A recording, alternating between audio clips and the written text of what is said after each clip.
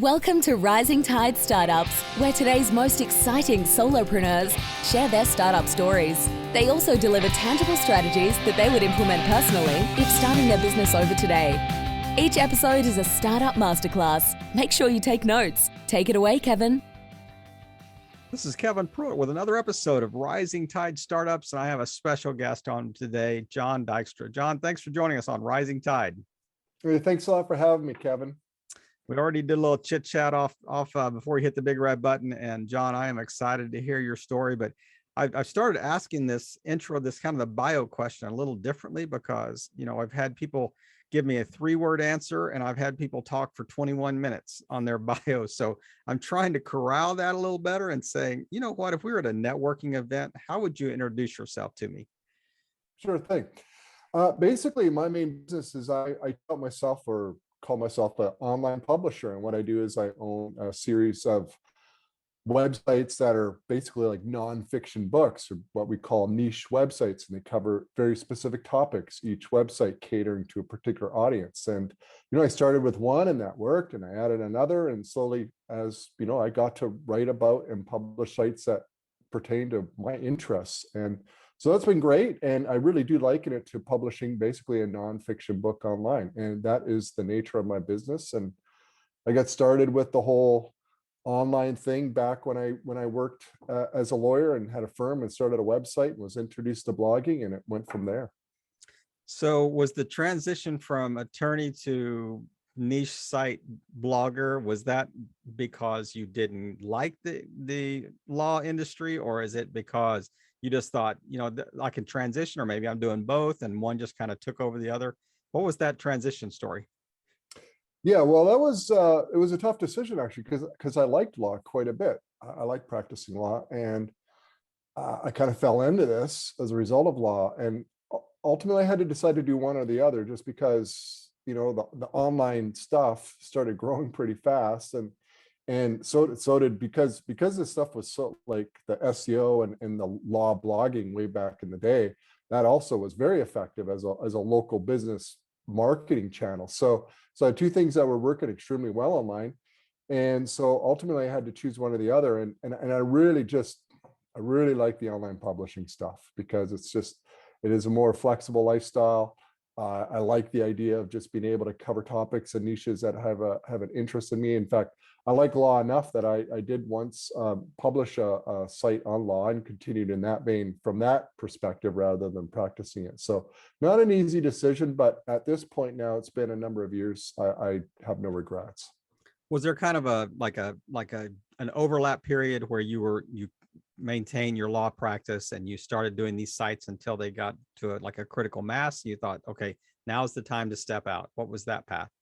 Yeah, there was a time of overlap. I mean, this stuff doesn't happen overnight. You don't just launch a website and it becomes a high traffic number one in Google. Overnight. Yeah, it's tomorrow. It's like all online marketing. It is a process. So yeah, there was overlap. So I was doing law, and really the focus when I was practicing law was the law website, the blogging for that, to build up the marketing channels and get clients that way. And that was very effective. And then I kind of dabbled in a side niche site just for fun, as most people who get into this business do. They just start with something that interests them. And I didn't really know where that would go, actually. I actually initially didn't expect that would become a business in itself. I thought It would just be sort of a side fun thing, but it did grow fairly quickly. It still took a couple of years, but eventually then I was forced with the decision. So it was really a side thing until it wasn't a side thing. So you started with one site. When did that site turn into like a company, like Fat Stacks blog?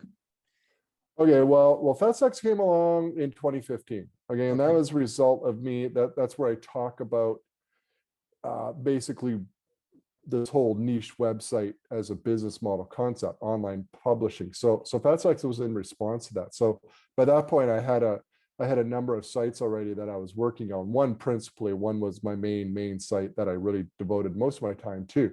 So by the time I decided to completely leave law, I had 2 sites going, and they were of equivalent size. And actually those sites aren't even around anymore. I started something new, which turned out to be bigger and better as I, got to learn more and more about this business. But yeah, so I had two at the time. So I've seen so many like courses out there about how to do niche sites, and you hear names like Spencer Hawes and other people that are kind of in this space, and it's hard to decide, or it's hard to kind of filter out the people that are actually good at this and doing it well, and the people that are just creating a course to sell a course. So what do you need to look for? I mean, like if you are looking for help in this space, if you want to kind of get into this arena, what are some of the I guess triggers or something that would really indicate that this person really knows what they're doing? Well, I think the number one indicator would be that they actually have a site or a portfolio of sites independent of the blog where they talk about this stuff, right? Right, right. I sort of liken the Fat That's a Stats great blog, point. which is where I talk about this stuff as a business model. It's what I call a meta blog. It's sort of looking down onto what I'm doing Right. otherwise. Okay, it's actually a very different business than running niche websites. Surprisingly, they're both websites, but it's a very different business model. We can get into that. So the number one thing really is to make sure that they can demonstrate to you that they're actually in the trenches doing it. Like, do they have other sites that form their main business, or do they only have the one site where they're talking to you about how to launch a website? And I think that's the number one distinction you want to look for. And there are a number of people out there who sell courses like I do, who actually have a really great portfolio, and they'll show that to you. And they may not share the site names, but you can tell quickly, like, they actually have other really successful websites that they're talking about. And that's what you want to look for. Beyond that, read their blogs, watch videos if they have any. And if you like what they say, then go for it. Then that's really the only thing to look for.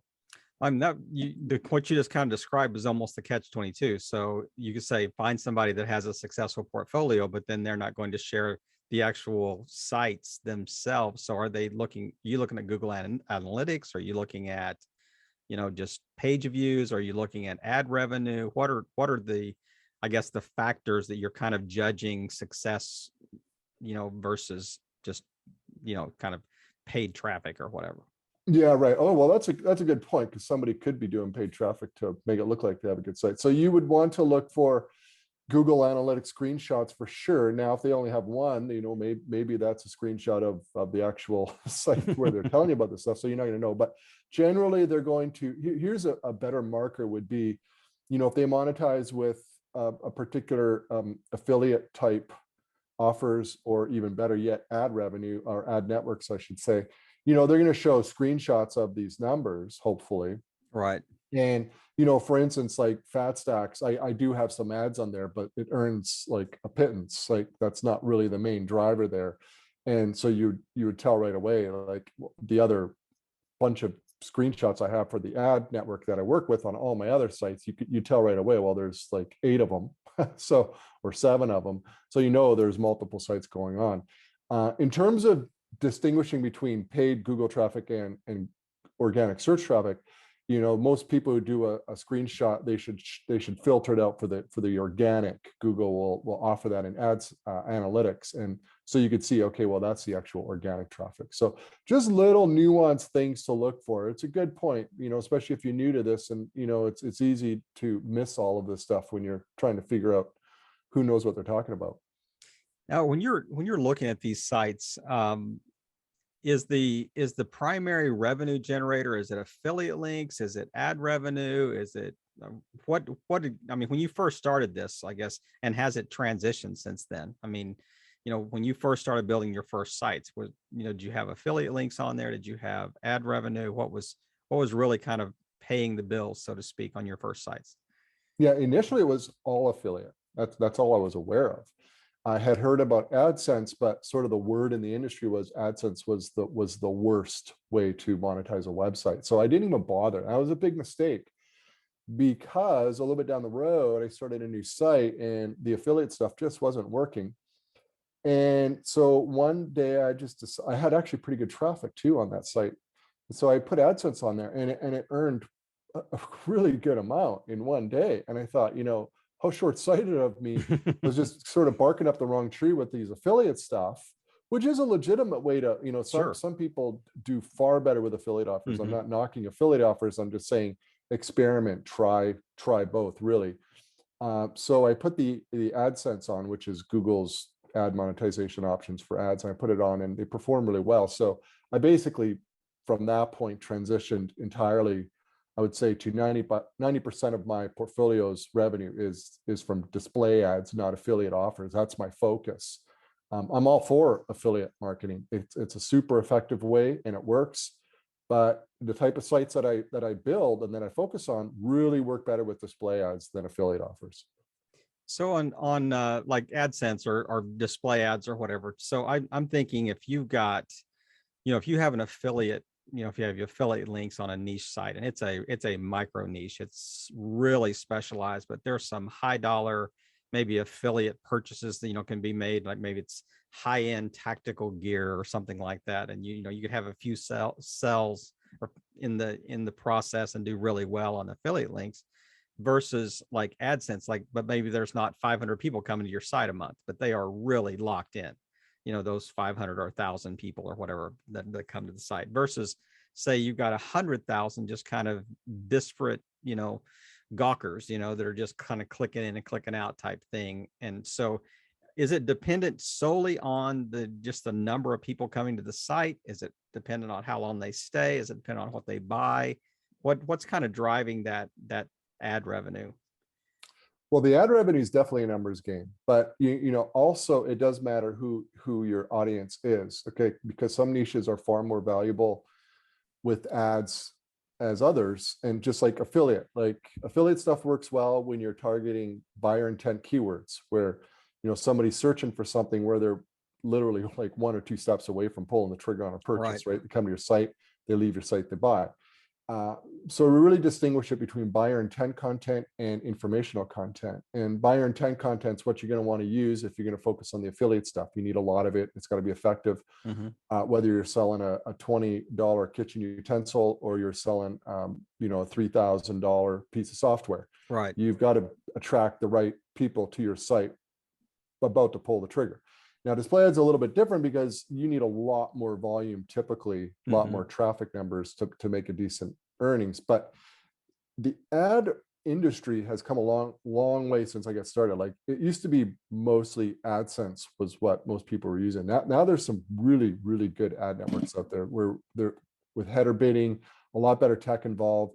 And the ad revenue is just way, way better per 1,000 visitors, which is a key metric when you're looking at this. But again, I'm in niches where I have my lowest earning niche with ads is about 10.5 bucks per 1,000 visitors. And my highest one would be $38 per 1,000 visitors. So it's almost a 4x difference. Yeah. With the same ads, same ad networks, just different audience, different niche. Makes a big difference. But does the 38, dollars per 1,000, is that a more focused niche and has lower traffic numbers than the $10? No, actually, it's a broader niche and it has probably like 20x the traffic. So Wow. No, it's not really dependent on how focused you get or any of that. It just happens to be in a niche where there's a huge commercial viability to it versus the low paying one. Now, you started your first niche site what year? 2009, 2010, somewhere around there. And just kind of a side thing. Going back to 2009 versus now, how has that space changed? Oh, we had to well, record another podcast to cover all the changes. Yeah, I mean, you could do a whole detailed timeline on that. I'd say, generally speaking, Google's driven pretty much all of the changes, most of the changes in the publishing sphere, really. I mean, before 2012, before the first big Google algorithm change, there was a lot of link building going on, pretty, just a lot of that, and it worked really well until Google was able to sort of filter out for that and so like Panda or Penguin or Penguin. That was the disastrous Penguin. And so, they've rolled out various updates over the years, and they've had big impacts on how publishers go about their business. Now, I'd say overall, the last few years, things have been pretty consistent. Google's a lot less draconian for the most part. I mean, it used to be like if they thought your site was doing something with spammy link building or something, that was it. It got hammered hard. Like Black Hat. Now they're a little more nuanced Mhm. and more forgiving, I would say. That doesn't mean sites take big hits. I mean, I've had sites go up and go down. I mean, it's just par for the course, really. But Google's driven a lot of changes. I would say another big change was Facebook traffic used to be very, very easy for brands and pages. Organic reach was massive on Facebook, and they really pulled the plug on that a number of years ago. And fortunately, I've generally focused on Google organic traffic rather than like really putting all my eggs in the Facebook basket. Right. But a lot of publishers took a hit there. They had to really adjust after that as well. Have you seen Bing take any of Google's market share, or any other other, I guess, browsers that are taking any of that space? Or is Google still, I mean, obviously they're still the big player, but Yeah, I mean, Bing traffic is there, but I wouldn't, it's not a consideration. I don't ever wonder, I go, boy, what updates has Bing come up with lately? And is there anything I need to do to better cater toward Bing's expectations? It's not really a thought. If I get some from Bing, great. If I don't, I'm not really worried about it. It's such a small fraction of the overall traffic. Like I get more traffic these days from Facebook and Pinterest, which are really sort of gravy traffic sources, not key driver traffic sources, than Bing. So it's really pretty far down in the pecking order. And you're utilizing social media to drive traffic to your niche sites. Some, I would say one in particular, to a decent amount of volume, but still, again, it's a fraction of what Google drives. And I hear the term like niche sites, and I hear the term authority sites. What's really the difference in your mind between those two types? Indistinguishable, actually. I would say they're interchangeable terms these days. I would say maybe 6-7 years ago, I think an authority site would be viewed more as like a large dominant brand within the niche. Think your print magazines that now have, most of their readerships online, right? I mean, clear authorities within the space. And a niche site had this sort of connotation to being this very small, very focused. So maybe a site on raising a particular type of fish in an aquarium in your house, like that would be it. That would be the niche site. But I think as we've gone along over the years, they're really interchangeably. I use them interchangeably. Maybe that's wrong, but I think you can say I have an authority. I think the difference would be, if you have a smaller site, it's a niche site. If your site truly is an authority, like it's recognizable, like let's say Yoga Journal, right, which is the dominant yoga print magazine and website in the yoga space. I mean, if your site is 1/20th of Yoga Journal, I don't think you would say, well, I have the authority yoga site. That would be an incorrect, but you could say I have a niche site. Now, I think I was listening to another interview you had done, and I think the host mentioned you had written 5 million words. Yeah, at least. I'm just spitballing, really, probably more. That's a conservative number over the years. I mean, that's what attracted me to the whole thing. I'm an online publisher. I do a lot of writing. I also work with writers. I hire writers, but I still write. I like writing. It's what drives the business. And so, yeah, that was my next question. I mean, where does the majority of your content come from on these sites? And after you've answered that question, I'm curious, like, how many sites are we talking about? Sure. Well, I hire writers like directly, like freelancers that I meet on various freelance job boards out there. So there's plenty of them. My favorite is Pro Blogger Job Board. It is an amazing place that brings really good writers and publishers together. And so I've hired writers directly on there. I also work with, there's a distinction, content services and content agencies. Okay, so I liken a content agency to sort of, if they just provide a platform and they kind of bring the writers and the publishers together, and you can order your content through the platform. The platform gets a percent, and then there's this massive pool of freelance writers, and they just, whoever first picks it up gets the project, they write it, they deliver it, and so forth. Okay. Then you have the writing services where they have their own in-house group of writers that they've hired directly. You place your order with them, they farm it out to their own writers, and they turn around and deliver the content back to you. So difference, but generally speaking, your rates are going to be pretty similar across the two. I've used many content, both agencies and services over the years. I'm using multiple currently. I tend to find, hey, well, this outfit does a really good job for this site, and this outfit does a good job there. And then my in-house writer, she's like perfect for this site, and she's basically running that site and doing a good job. So you just sort of cobble together content sources over the years, and kind of almost no rhyme or reason in the long run, but it tends to work. Now, do you actually hire like content managers for your sites that say, you know what, I've started this, I'm stepping out, I'm actually hiring somebody not to create the content, but manage it, to make sure that it's done well, make sure that it's, populated, make sure that that they've found writers to write content for that site? I still largely fill those shoes. I did hire a portfolio manager, and he has a number of the sites, and he does a lot of the content approval from the services before they actually go to the site. So he'll review them. So yeah, I have hired someone, but I'm still very directly involved in much of the whole big picture process in terms of coming up with content topics is a big thing. That's essentially my job, is coming up. What are we going to next month? We're going to place an order with all our various services and agencies. What topics do we want to publish this month on site A, site B, site C? And that's really what I spend a lot of time doing. And so how do you kind of weed out the, just the kind of the content factories versus actually good content, when you're like contracting these out? Yeah, that boils down to who you hire, really. You have to just make sure you hire people who are producing the content that they like. So I always start with a new service or a new freelancer with a small order and see how they do, and I check it out. And if it's good, then we'll ramp up those orders. And if it's terrible, well, then we don't bother. So, I mean, that's really the only way you can tell.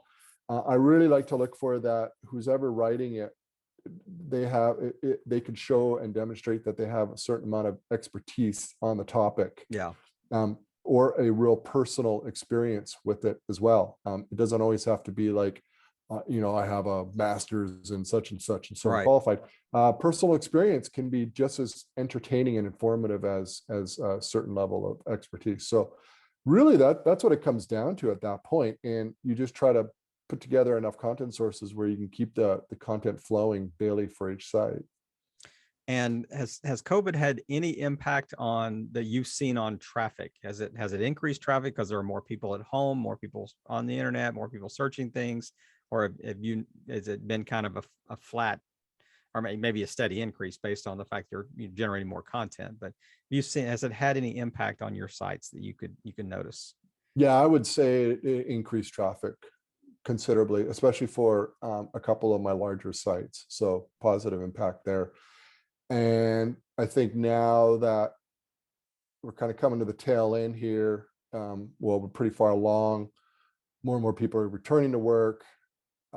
I've noticed a bit of a dip in traffic, but it's hard to say whether that's it, because my biggest site is a little bit seasonal. So I usually experience a drop come September as well. So hard to say what the difference is, but yeah, overall, an increase.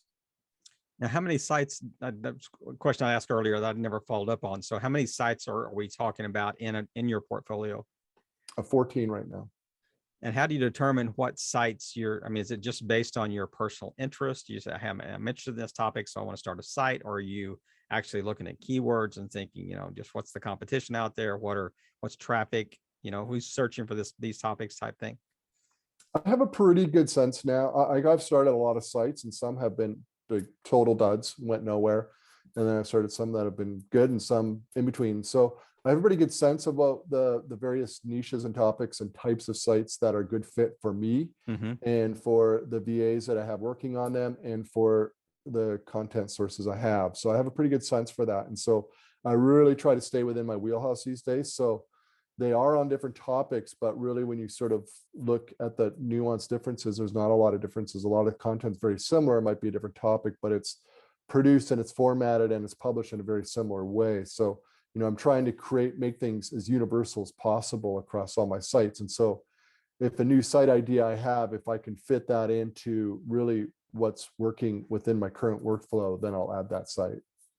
I mean, the beauty of what you created, I mean, you really have built kind of a business around a lifestyle. I mean, you can virtually work from anywhere on the planet that you have an internet connection.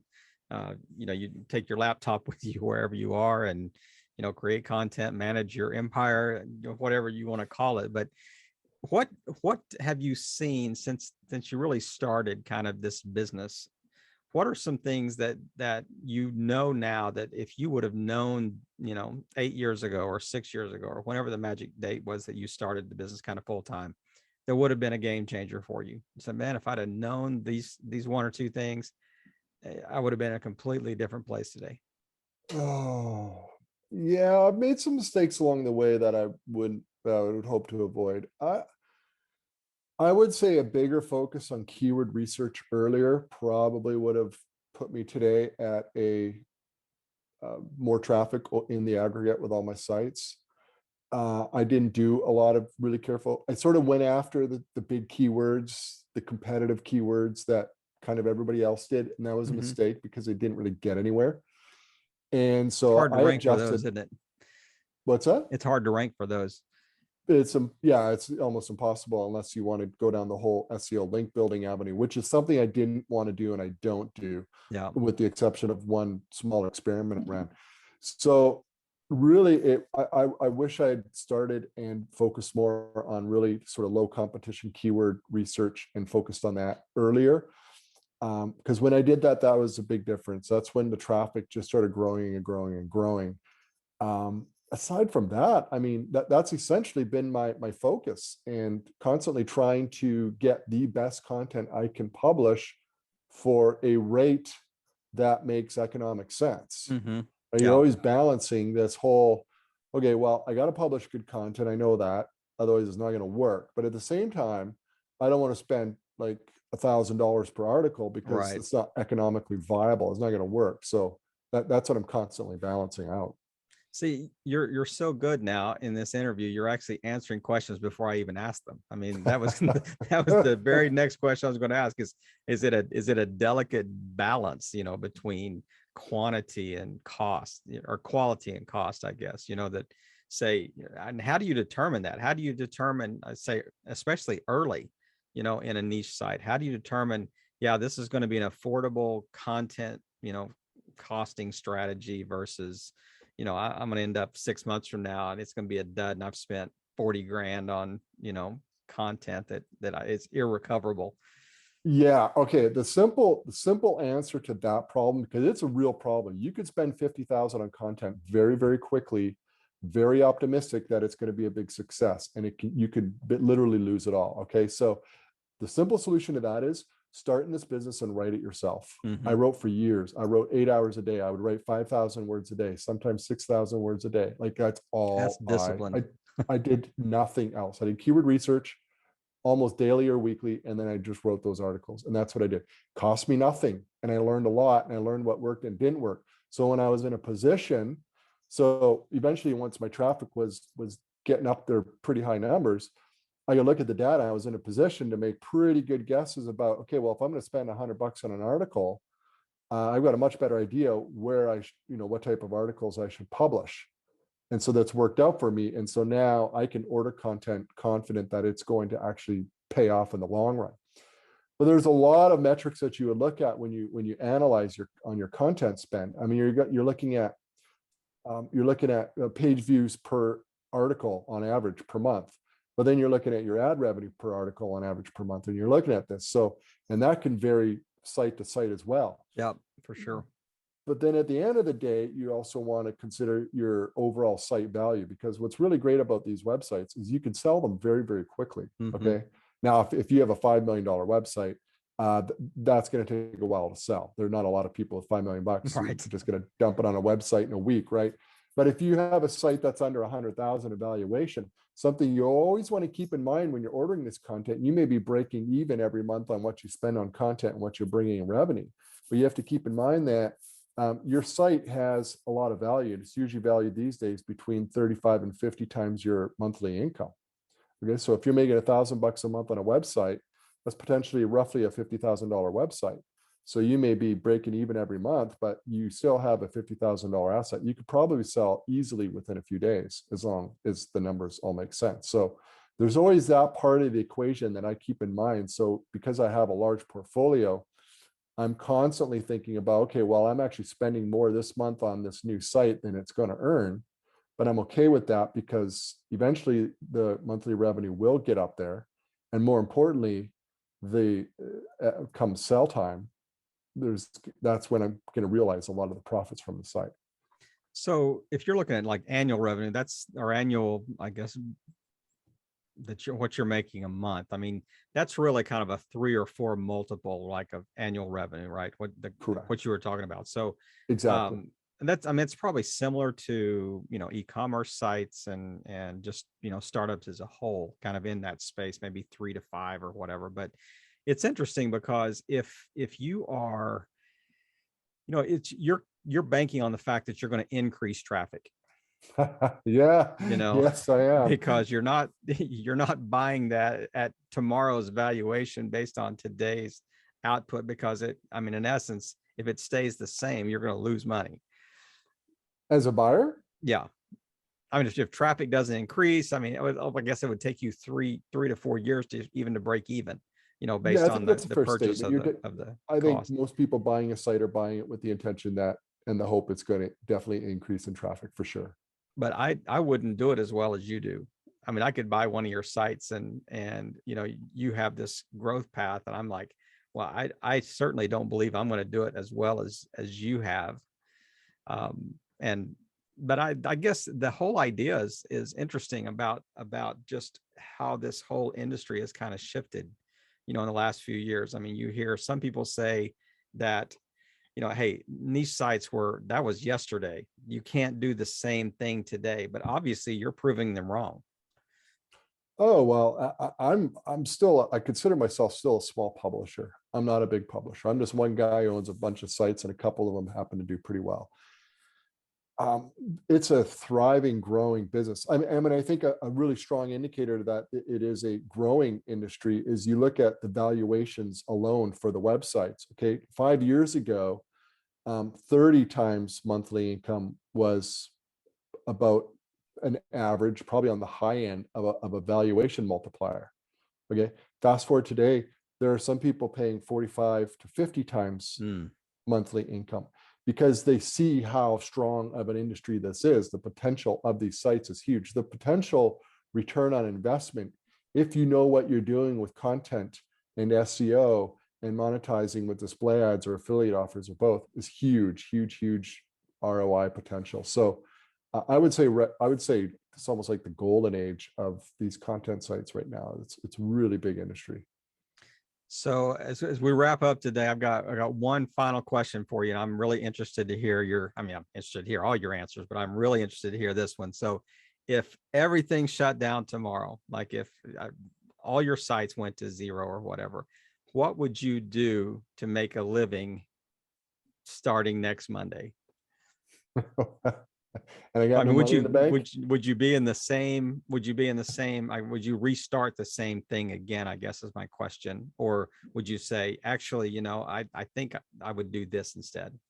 Oh no, I'd stay in if I could sustain it myself through it, I'd start this business again. Love this business. Love it. Yeah. And I believe there's a future for it. And it takes, like, on average, like how long does it take once you start a site? How long does it take before it really starts kind of generating some sizable revenue? Yeah, 1 year you start getting in some action. Like, you should be able to get to low 4 figures a month in a year. That's pretty aggressive. Really 2 to 3 years till you're going to see some, like, full-time living type numbers. 3 years, I would say. And that's a lot of content that you've created in 3 years. Yeah, well, I've been at it longer than that. I've been at it now a number of years, but yeah, I mean, in 3 years, you have to put out a lot of content. Now, if there are always exceptions. If you're very good at SEO and you're very good at link building, and you can, tap into some pretty high paying affiliate offers, you can shortcut that a lot. Right. There's a lot more moving parts to that type of niche site, and it's not something I do. I tend to take the slower, more content sort of growth outlook. That's my process. That's what's worked for me. But I know guys who can cut that time in half with some really clever SEO and affiliate offers. So yeah, I mean, you could go down that road if you like as well. This has been an amazing conversation. We could just chat all afternoon. I could continue to ask you questions, and you won't be able to write content for your niche sites if I keep asking questions. But John, is there anything you want to wrap up with today that I haven't asked you about that you just like to close us out with, and maybe just tell people where to find you online? Yeah, sure. Well, I would suggest if this whole business model appeals to you, I mean, first off, choose niches that interest you, because you're going to devote a lot of time to it, and pick something you're interested in. At the same time, you definitely want to make sure there's a sort of commercial viability behind it. Some people pitch me niches and ask me, is this okay? And I'm like, well, there's really like zero money in it whatsoever. That's you're going to spin your wheels and for not much payoff. So should be interested in it, should be commercially viable to an extent. And I really, really recommend start writing yourself. Even if you have money, disposable money to invest in this, you're going to get a much better sense if you do it yourself, sweat equity, and then take that money once you know what you're doing, invest it, and be patient. Got to be patient. And you can learn a lot more. I write a lot about this stuff. Do a video channel, YouTube channel as well, and everything else at fatstacksblog.com.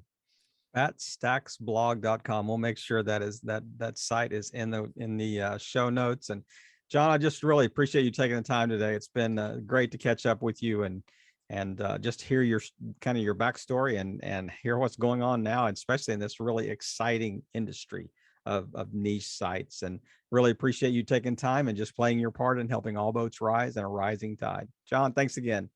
Hey, thanks very much, Kevin. Appreciate it. Another episode in the books. We hope you heard some great takeaways. Don't forget to subscribe and leave a 5-star review on iTunes and YouTube. As always, thanks for listening to Rising Tide.